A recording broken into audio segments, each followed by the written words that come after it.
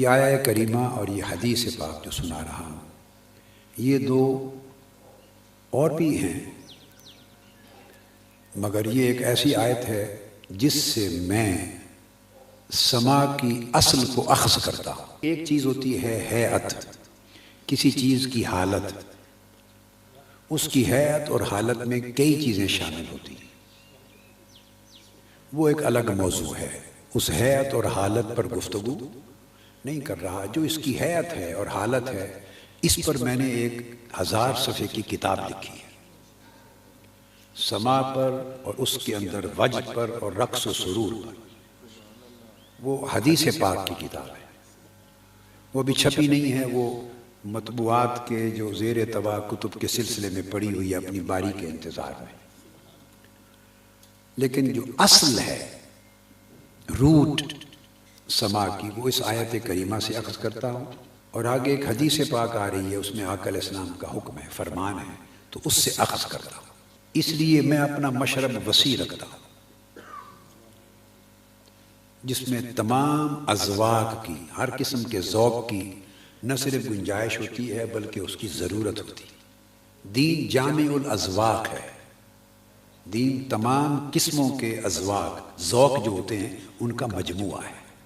آیت کریمہ یہ اللہ رب العزت نے فرمایا، اعوذ باللہ من الشیطان الرجیم، الذین یستمعون القول ویتبعون احسنہ۔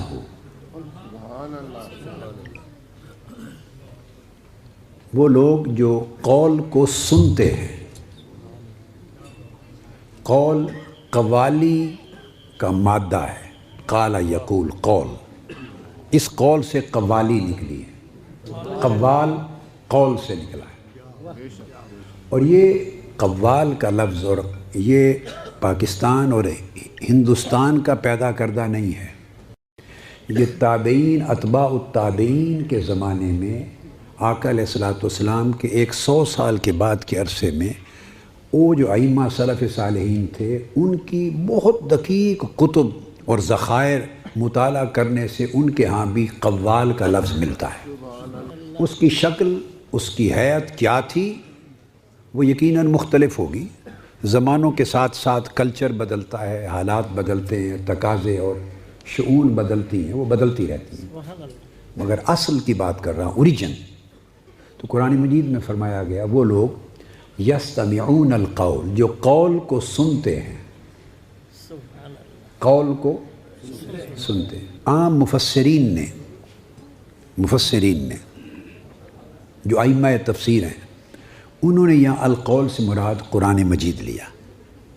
میں اپنے آپ کو چونکہ مفسرین ہوں، محدثین ہوں، فقہا ہوں، مجتہدین ہوں، ائمہ ہوں، اسلاف اور اکابر ہوں، ان کا ایک ادنا سا شاگرد، اکتساب فیض کرنے والا اور ان کے علم کی دھول سے برکت لینے والا، یہی کچھ سمجھتا ہوں۔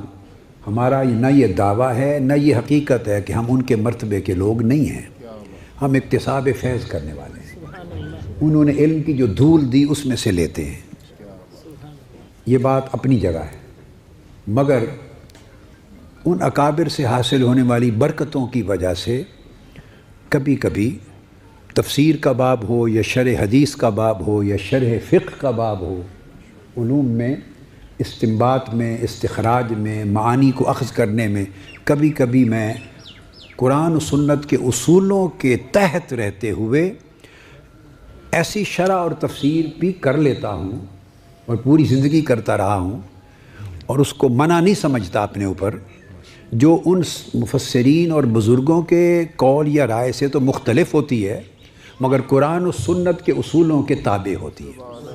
تو یعنی میں ذرا مختلف بات بھی کر لیتا ہوں جو پہلے کتابوں میں نہیں آئی، اور یہ طریقہ ان بزرگوں کا بھی تھا، وہ اپنے سے پہلے دوروں کے بزرگوں سے بھی مختلف نئی بات کرتے تھے۔ اگر نئی بات کرنا روک دیا گیا ہوتا تو علم کبھی آگے ہی نہ بڑھتا۔ اب جب شیخ اکبر کو پڑھیں تو ایسی ہزاروں لاکھوں باتیں وہ کہتے ہیں جو ان سے پہلوں نے نہیں کہی تھی۔ اسی طرح عدد پہ گننے لگیں تو سینکڑوں اکابر ہستیاں ایسی ہیں جنہوں نے ایسی باتیں کہیں جو ان سے پہلے بزرگوں نے نہیں کی تھیں۔ کیونکہ نئی بات کہی تو نئی بات کہنا گستاخی نہیں ہوتی اور بزرگوں کے معمول کے بھی خلاف نہیں ہوتا، چونکہ ان کا اپنا عمل بھی ایسے رہا، اور یہ آقا علیہ السلام کا معجزہ ہے، یہ آقا علیہ السلام کا معجزہ کہ حضور کے دین میں سے ہر دور کے مطابق نئے سے نئے موتی اور جوہر اور ہیرے نکلتے رہیں گے اور نکلتے رہیں گے، بڑھتے رہیں گے۔ یہی آقا علیہ السلام کے عطا کردہ علم کا دوام ہے، یہ معجزہ ہے آقا علیہ السلام۔ تو میں نے اس لیے یہ بات کہہ دی کہ جو میں آگے کہنے لگا ہوں اس سے کسی کو صاحب علم کو یہ مسئلہ پیش نہ ہو جائے کہ یہ تو کسی نے یہ لکھا ہی نہیں ہے، تو یہ کیا بات میں نے نکال دی۔ اس لیے میں نے کہا کہ مفسرین نے عام طور پر الذین یستمعون القول سے مراد قرآن مجید لیا ہے، تو وہ تفسیر حق ہے، وہ تفسیر اس کو ہم پہلے نمبر کے پہلے درجے کی تفسیر کا رتبہ دیں گے، وہ پہلے درجے کی ہے۔ تو ہر کوئی بھئی پہلے درجے میں تو نہیں نا پاس ہوتا، کوئی سیکنڈ ڈویژن میں بھی ہوتا ہے، کوئی تھرڈ ڈویژن میں بھی ہوتا ہے، پاس تو اس کے بعد بھی ہوتے رہتے ہیں نا۔ تو یہ تفسیر فرسٹ گریڈ کی ہو گئی، تو اس کے بعد بی گریڈ کی بھی تو گنجائش پاس ہونے والوں میں ہی ہے نا، اور سی گریڈ کی بھی گنجائش پاس ہونے والوں میں بھی ہے جی۔ تو اب جو میں تفسیر میں کر رہا ہوں اس کو گریڈ بی میں رکھ لیں گے، جو ائمہ تفسیر نے کی بڑوں نے وہ گریڈ اے میں ہے، تو گریڈ بی بھی سٹل بندے کو پاس کرتا ہے۔ تو اب الذین یستمعون القول، اب میں وجہ بھی سمجھاتا ہوں کہ کیوں میں نے اس کو سما کی اصل بنایا، کیونکہ آگے کلمہ آیا ہے وہ لوگ جو قول کو سنتے ہیں فَيَتَّبِعُونَ أَحْسَنَهُ، احسنہ مضاف مضاف الیہ ہے کہ اس میں سے جو بہتر ہے اس کی پیروی کرتے ہیں۔ سبحان اللہ۔ بزرگوں کا ادب قائم ہو تو ان کی تفسیر درجہ اول میں ہو گئی، ہم تو نیچے درجے کی کر رہے ہیں تفسیر۔ میرا مبدأ جو ہے دلیل میرے ہاں وہ یہ ہے کہ آگے جو فرمایا کہ قول کو سنتے ہیں، سماع کرتے ہیں قول کا، اور اس میں سے جو اس کا اچھا ہے اس کی اتباع کرتے ہیں۔ اگر میں اس سے مراد صرف قرآن لوں تو قرآن میں تو سارا ہی اچھا ہے، یہ کہ اس میں سے جو اچھا ہے وہ بات سمجھ میں نہیں آتی۔ قرآن تو الحم سے والناس تک سارا اچھا ہے۔ احسنہ، اس میں اضافت ہے، مضاف مضاف الیہ ہے کہ اس کا جو اچھا حصہ ہے اس میں سے جو اچھا ہے اس کی پیروی کرتے ہیں۔ تو اس کا پتہ یہ چلا کہ قول سے مراد قرآن تو ہے ہی، مگر اس قول میں علاوہ از قرآن وہ کچھ بھی شامل ہے جس کا سماع ہوتا ہے اور سارا اچھا نہیں ہوتا۔ سارا اچھا، کیونکہ احسانہ اس میں سے جو اچھا ہے اس کی پیروی کرتے ہیں۔ تو آپ سوچیں گے تو جو اچھا نہیں وہ کیا ہوا؟ ہاں وہ سن لیں، لفظ ہے یتبعون، پیروی کرتے ہیں، یعنی عمل کرتے ہیں۔ عمل اس میں سے اس چیز پر کیا جاتا ہے جو عمل کے قابل ہو، تو جو عمل کے قابل ہوتی ہے وہ اعضاء کے عمل میں حرکت میں آ جاتی ہے۔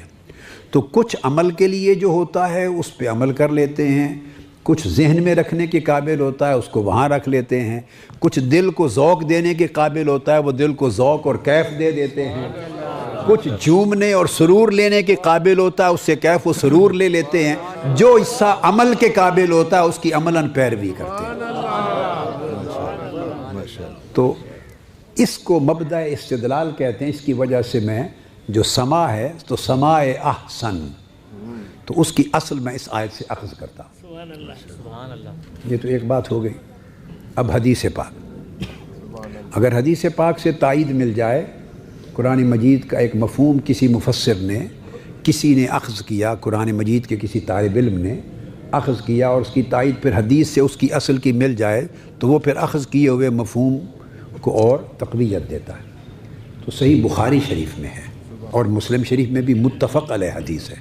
عید کے دن تھے، آقا علیہ الصلوۃ والسلام گھر میں چادر مبارک تان کے لیٹ کے آرام فرماتے، سوئے نہیں تھے، لیٹے ہوئے دراز تھے۔ حضرت ام المومنین سیدہ عائشہ صدیقہ رضی اللہ تعالیٰ عنہ کی خدمت میں قبیلہ انصار کی، انصاری کچھ بچیاں آئیں دو، اور دف بھی ساتھ لائیں۔ تو وہ انصار کے تاریخی نغمے، انصار کی تاریخ کے بعاث کے ان کی جنگیں ہوتی تھیں تو جمع مردی شجاعت کے نغمے اور ان کے ایک ثقافتی کلام تھے، وہ پڑھ رہی تھی، ان کو گا رہی تھی اور دف بجا رہی تھی، اور حضرت عائشہ صدیقہ رضی اللہ تعالیٰ عنہ سن رہی تھی، اور آقا علیہ الصلوۃ والسلام چارپائی پہ چادر اوڑھ کے آرام فرماتے۔ اتنے میں سیدنا صدیق اکبر رضی اللہ تعالیٰ عنہ آ گئے۔ آپ نے جب دیکھا ان کو گاتے اور دف بجاتے تو آپ ناراض ہوئے، اور ناراض ہو کے فرمایا کہ حضور علیہ السلام کا گھر اور یہ شیطانی مزامیر، یہ گانا بجانا آقا علیہ السلام کے گھر میں، شیطانی گانا، یہ لفظ بولے۔ وہ ڈر گئیں، انہوں نے دف بند کر دی اور چپ کر کے سہم کے بیٹھ گئیں۔ جب اتنی بات ہوئی تو آقا علیہ السلام نے کپڑا چادر مبارک چہرہ اقدس سے ہٹا لی اور مڑ کے دیکھا اور کہا ابو بکر یہ ہمارے عید کے دن ہیں اور عید کے دن خوشی کے ہوتے ہیں، انہیں چھوڑ دو، مت روکو، پڑھنے دو۔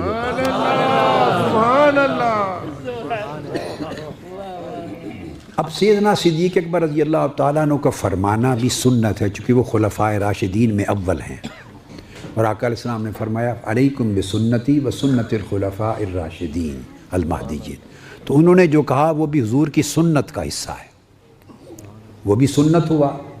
اور آقا علیہ السلام جو خاموش تھے اور پھر چادر ہٹا کے فرمایا کہ روکو نہیں، عید کے دن ہے، انہیں خوشی منا لینے دو، یہ بھی سنت صریحہ آ گئی، سنت صریحہ آ گئی۔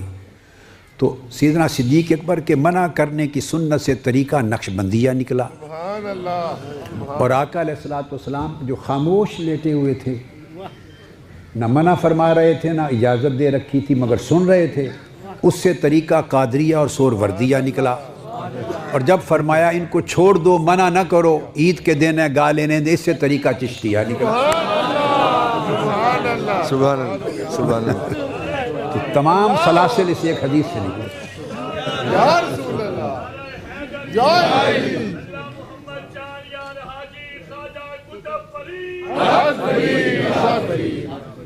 تمام سلاسل اسی حدیث پاک سے نکلے۔ وما علینا الا البلاغ۔ سبحان اللہ، ماشاء اللہ۔ اور ہم یہ کہتے ہیں کہ یہ ہمارے